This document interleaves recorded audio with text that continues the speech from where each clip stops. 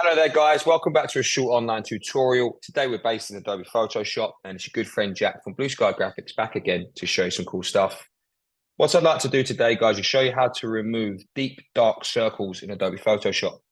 As you can see here, we've got this guy, and he has really sort of dark circles underneath his eyes, and I just want to sort of freshen him up, make him look a little bit more healthier.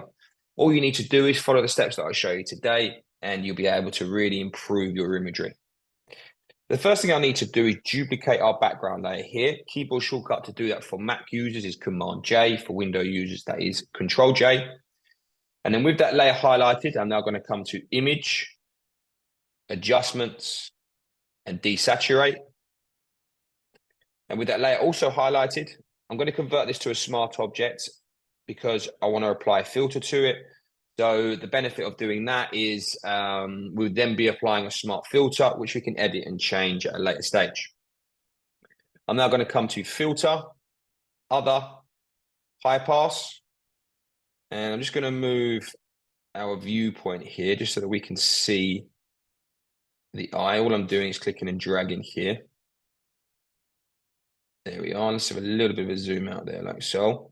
All you need to do is move the radius until you start vanishing that bag underneath his eyes like so, and then you press OK, and then go back to the background layer.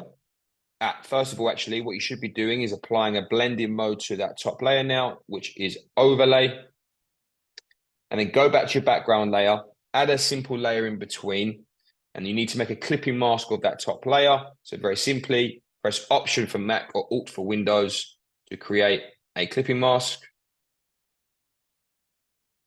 like so.